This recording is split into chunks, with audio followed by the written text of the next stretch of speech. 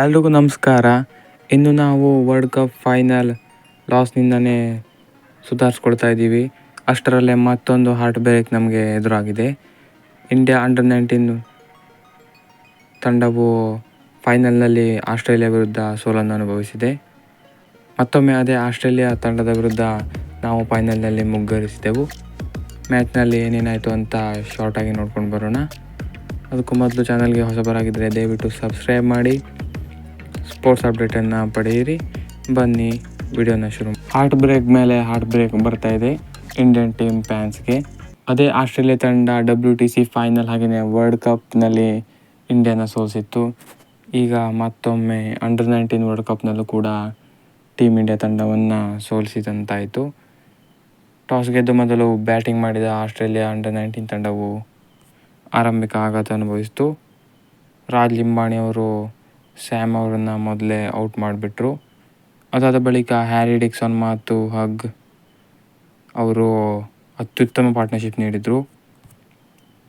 Harry ಅವರು 42 ಹಾಗೆಯೇ hug ಅವರು 48 ರನ್ ಗಳಿಸಿ ಔಟ್ ಆದರು. ಅದಾದಮೇಲೆ ಹರ್ಜತ್ ಸಿಂಗ್ ಅವರು ಅತ್ಯುತ್ತಮ ಅರ್ಧಶತಕ ಗಳಿಸಿದರು. ಅದಾದ ಬಳಿಕ ಓಲಿವರ್ ಪೀಕ್ ಅವರು ಅತ್ಯುತ್ತಮ ಕ್ಯಾಮಿಯೋ ಆಡಿ ಫಿನಿಶ್ ಮಾಡಿಸಿದ್ರು ಮ್ಯಾಚನ್ನು. ಅವರು 50 ಓವರ್ನಲ್ಲಿ 253 ರನ್ ಗಳಿಸಿ ಮಿಂಚಿದ್ರು. ಇದೇ ಹೈಯೆಸ್ಟ್ ಸ್ಕೋರ್ ಆಗಿತ್ತು ಫೈನಲ್ನಲ್ಲಿ. ಈ ರನ್ ಏನಾದರೂ ಚೇಸ್ ಮಾಡಿದ್ರೆ ಭಾರತ ದೊಡ್ಡ ಹಿಸ್ಟ್ರಿ ಬರೀತಿತ್ತು. ಆದರೆ ಭಾರತ ಬ್ಯಾಟಿಂಗ್ ಬಂದಾಗ ಆಗಿದ್ದೇ ಬೇರೆ. ಆರಂಭಿಕರಾಗಿ ಆದರ್ಶ್ ಸಿಂಗ್ ಹಾಗೆಯೇ ಅರ್ಶಿನ್ ಕುಲಕರ್ಣಿ ಬಂದಿದ್ದರು. ಅರ್ಶಿನ್ ಕುಲಕರ್ಣಿ ಅವರು ಬೇಗನೆ ಔಟ್ ಆದರು, ಕೇವಲ 3 ರನ್ ಗಳಿಸಿ. ಅದಾದ ಬಳಿಕ ಈ ಸೀಸನ್ನಲ್ಲಿ ಮಿಂಚಿದ್ದ ಮುಷೀರ್ ಖಾನ್ ಅವರು ಕೂಡ ಜಾಸ್ತಿ ಹೊತ್ತು ಕ್ರೀಸ್ನಲ್ಲಿ ನಿಲ್ಲಲಿಲ್ಲ. 22 ರನ್ ಗಳಿಸಿ ಅವರು ಕೂಡ ಔಟ್ ಆದರು. ಅದಾದ ಬಳಿಕ ಸೆಮಿಫೈನಲ್ನ ಹೀರೋ ಉದಯ್ ಸಹಾರನ್ ಅವರು ಭಾರತ ತಂಡದ ಕ್ಯಾಪ್ಟನ್, ಅವರು ಕೂಡ ಬೇಗ ವಿಕೆಟ್ ಕಳೆದುಕೊಂಡರು. ಹೀಗೆ ಟೀಮ್ ಇಂಡಿಯಾ ತಂಡವು ಸಂಕಷ್ಟದಲ್ಲಿ ಸಿಲುಕಿತು. ಅದಾದ ಬಳಿಕ ಸೆಮಿಫೈನಲ್ನ ಮತ್ತೊಬ್ಬ ಹೀರೋ ಸಚಿನ್ ದಾಸ್ ಅವರು ಬಂದರು.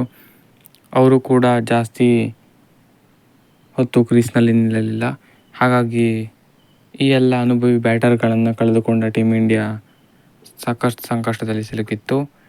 ಒಂದು ಕಡೆ ಆದರ್ಶ್ ಸಿಂಗ್ ಅವರು ಚೆನ್ನಾಗಿ ಬ್ಯಾಟಿಂಗ್ ಮಾಡ್ತಾಯಿದ್ರು, ಅವರನ್ನು ಬಿಟ್ಟರೆ ಯಾರೂ ಕೂಡ ಚೆನ್ನಾಗಿ ಆಡ್ತಾ ಇರಲಿಲ್ಲ. ಪ್ರಿಯಾಂಶು ಮೌಲಿಯಾ 9 ರನ್ಗೆ ಔಟ್ ಆದರೆ ಅರವಲ್ಲೆ ಅವಿನಾಶ್ ಅವರು 0 ರನ್ಗೆ ಔಟ್ ಆಗಿಬಿಟ್ರು. ಇದರಿಂದ 91ಕ್ಕೆ 6 ವಿಕೆಟ್ ಕಳೆದುಕೊಂಡು ಸೋಲಿನಂಚಿಗೆ ಸಿಲುಕಿತು ಟೀಮ್ ಇಂಡಿಯಾ. ನಂತರ ಆದರ್ಶ್ ಸಿಂಗ್ 1-2 4 ಸಿಕ್ಸಿಂಗ್ಗೆ ಹೊಡೆದು ಅವರು ಕೂಡ ಅಗ್ರೆಸಿವ್ ರೋಲ್ಗೆ ಪ್ಲೇ ಮಾಡೋಕ್ಕೆ ಹೋಗಿ ಔಟ್ ಆಗಿಬಿಟ್ರು. ಇದರ ಮೂಲಕ 115ಕ್ಕೆ 7 ವಿಕೆಟ್ ಕಳೆದುಕೊಂಡಿತು. ನಂತರ ರಾಜ್ ಲಿಂಬಾಣಿ ಕೂಡ ಹೋದರು, 122ಕ್ಕೆ 8 ವಿಕೆಟ್ ಕಳೆದುಕೊಂಡಿತು. ಅದಾದ ಬಳಿಕ ಮುರುಗನ್ ಅಭಿಷೇಕ್ ಅವರು ಸ್ವಲ್ಪ ರೇ ಆಫ್ ಹೋಪನ್ನು ಕೊಟ್ಟರು ನಮಗೆ. ಸಖತ್ತಾಗಿ ಗೇಮನ್ನು ಆಡಿದರು. ನಮನ್ ತಿವಾರಿ ಕೂಡ ಅವರಿಗೆ ಸಖತ್ತಾಗಿ ಸ್ಟ್ಯಾಂಡಾಗಿ ಸಾಥ್ ನೀಡಿದರು. ಸಖತ್ ಪಾರ್ಟ್ನರ್ಶಿಪ್ ಕೂಡ ಬಿಲ್ಡ್ ಆಗ್ತಾಯಿತ್ತು ಅವರಿಬ್ಬರ ಮಧ್ಯೆ. ನಂತರ ಅನ್ಫಾರ್ಚುನೇಟ್ಲಿ ಮುರುಗನ್ ಅಭಿಷೇಕ್ ಅವರು ಔಟ್ ಆದರು. ಇರಲಿ, ಅವರು ಸಖತ್ತಾಗಿ ಟ್ರೈ ಮಾಡಿದರು, ನಮಗಂತೂ ತುಂಬ ಖುಷಿಯಾಯಿತು. ನಂತರ 174 ರನ್ಗಳಿಗೆ ಟೀಮ್ ಇಂಡಿಯಾ ಆಲ್ ಔಟ್ ಆಯಿತು. ಆಸ್ಟ್ರೇಲಿಯಾ ಅಂಡರ್-19 ತಂಡವು 79 ರನ್ಗಳಿಂದ ಭರ್ಜರಿ ಜಯ ಸಾಧಿಸಿತು.